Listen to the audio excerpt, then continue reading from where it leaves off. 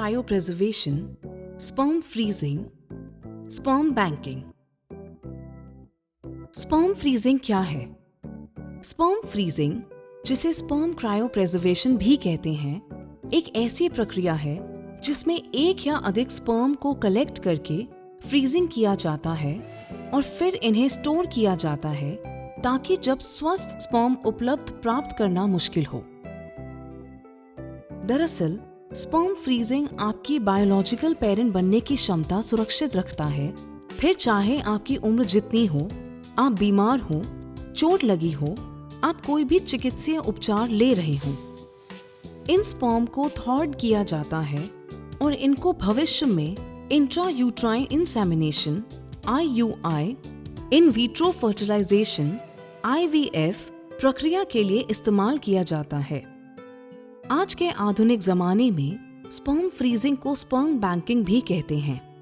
यह किसी दंपत्ति या किसी एक के लिए भविष्य में गर्भधारण की संभावना बनाए रखने का एक लोकप्रिय तरीका है, खास तौर पर उस स्थिति में जबकि पुरुष साथी को टेस्टिकुलर जैसे टेस्टिकुलर कैंसर का बहुत अधिक जोखिम हो।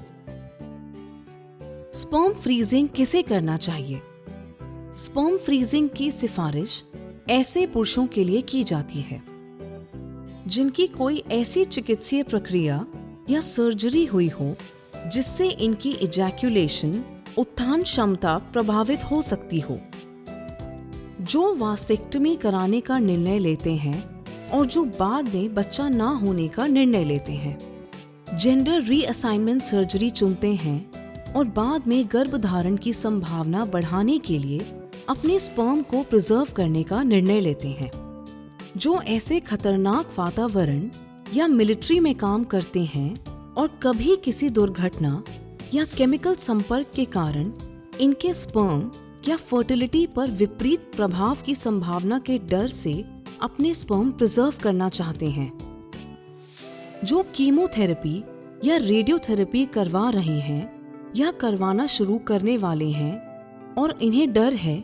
कि कहीं इनके स्पर्म की क्वालिटी कम ना हो जाए, जिनको टेस्टिकुलर कैंसर या प्रोस्टेट कैंसर का निदान किया गया हो और जिनके एक या दोनों टेस्टिकुलर निकालने की संभावना हो, जिनकी उम्र बढ़ रही है और जो बाद में बच्चा पैदा करने के लिए अपनी फर्टिलिटी संरक्षित रखना चाहते हैं, जो फर्टिलिटी ट्रीटमेंट करवाना चाहते हैं और इस बात को निश्चित करना चाहते हैं कि जब पुरुष साथी भविष्य में स्पर्म सैंपल ना दे सकता हो या जब एग रिट्रीवल के दिन सैंपल उपलब्ध न हो तो संरक्षित स्पर्म सैंपल आसानी से काम आ सके। इस फ्रोजन सीमन सैंपल का उपयोग खनक ट्रीटमेंट के ईश तब किया जा सके जब स्त्री साथी एग ओवल्यूट करे लेकिन पुरुष साथी उस समय उपलब्ध ना हो। स्पर्म की फ्रीजिंग कैसे की जाती है और इसे कैसे पिघलाया जाता है? स्पर्म को निकालकर एक छोटे वायल में निकालकर इसमें खास फ्रीजिंग सॉल्यूशन डाल दिया जाता है। इन वायल्स को लिक्विड नाइट्रोजन से भरे स्टोरेज फ्रीजर्स में रख दिया जाता है। स्पर्म को कई वायल्स में डालकर अलग अलग व्यक्तियों के टैंक में व्यक्तिगत मरीज के लिए अलग अलग स्टोरेज टैंक में स्टोर किया जाता है। स्पर्म को लैब में कैमरा के तापमान पर रखा जाता है जहां ये पिघलकर इस्तेमाल के लिए तैयार हो जाता है।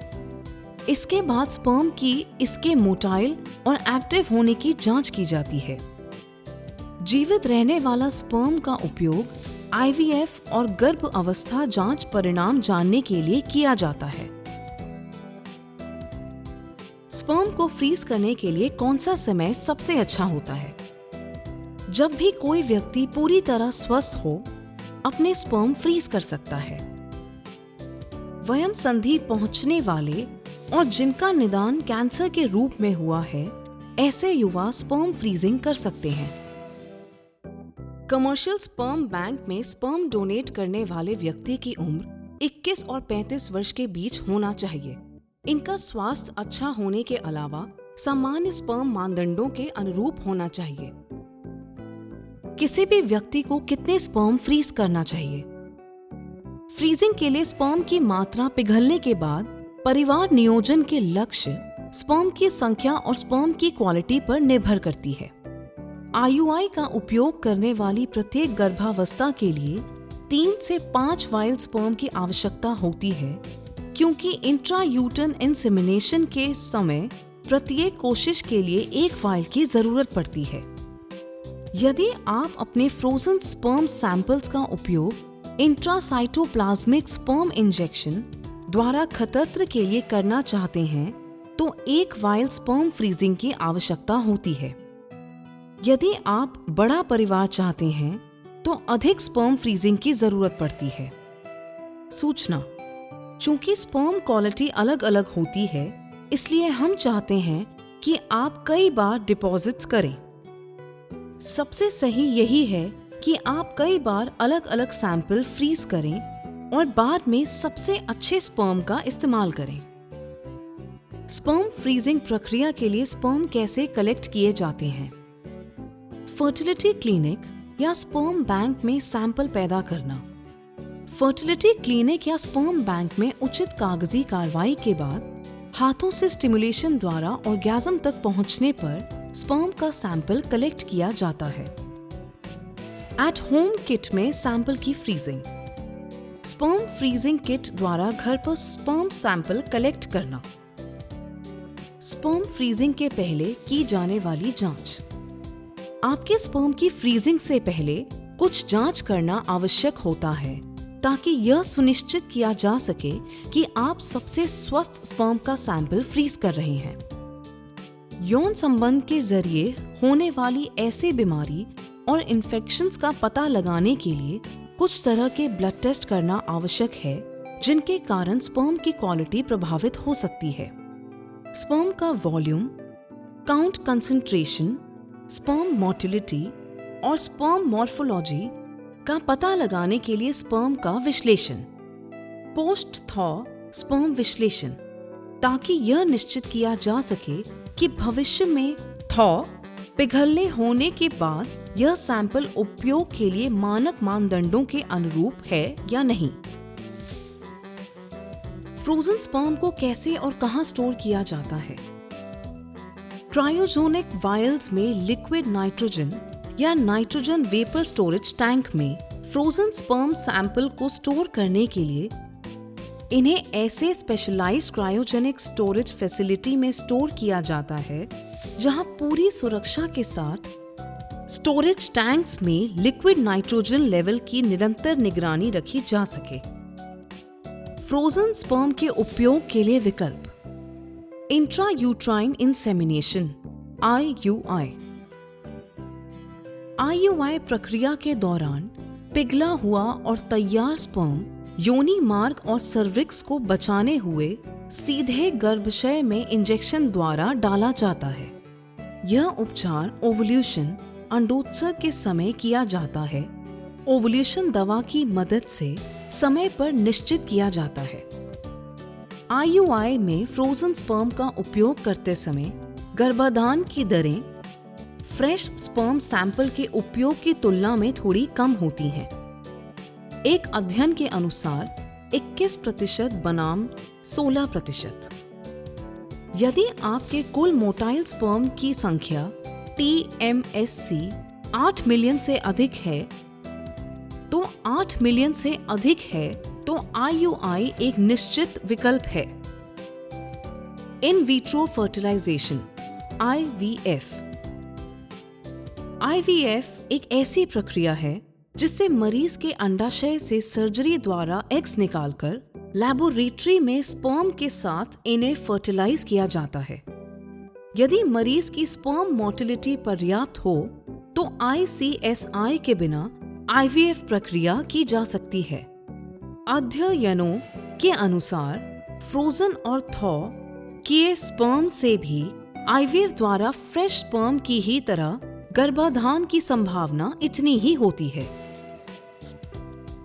इंट्रासाइटोप्लाज्मिक स्पर्म इंजेक्शन के साथ IVF। ICSI एक ऐसी प्रक्रिया है जिसमें एक सिंगल स्पर्म को इंजेक्शन द्वारा सीधे एग में डाल दिया जाता है। जब स्पर्म मोटिलिटी कम हो तो मेल फैक्टर इनफर्टिलिटी की स्थिति में ये खास तौर पर लाभदायक होता है।